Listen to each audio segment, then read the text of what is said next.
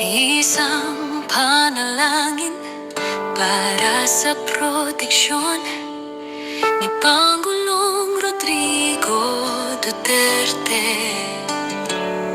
Amang makapangyarihan, hari ng katarungan, sa iyo itinataas ang aming pinunot bayan.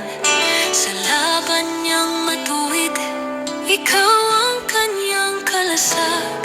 Sa gitna ng pagsubok, ikaw ang kanyang lakas. May mga lobong nagkukubli, may mga aninong lihim, naghahasik ng kasamaan sa likod ng kanilang tingin. Ngunit, O Diyos, ikaw ang hukom na tunay. Ilan tabang kasinungalingan ang masama'y biguin ng tuluyan. Walang sandatang ginawa laban sa kanya ang magtatagumpay.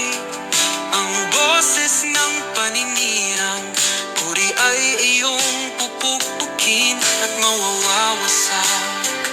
Yakapin mo siya, O Panginoon, sa iyong banal na kandungan. Sa mga bitag ng kaaway, iligtas siya mula sa panganib at punanib at palinira.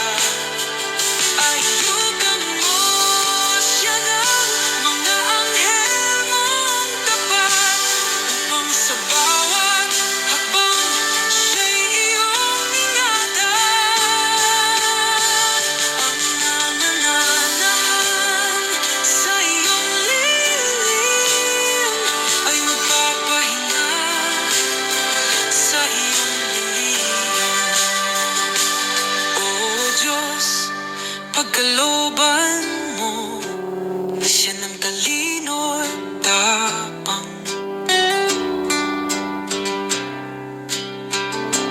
upang harapin ang hamon ng mundong mapanlinlang.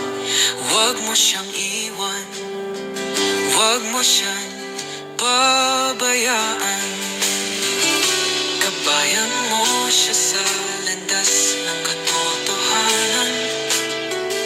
Huwag kang matakot, sapagkat ako'y sumasa iyo. Aking palalakasin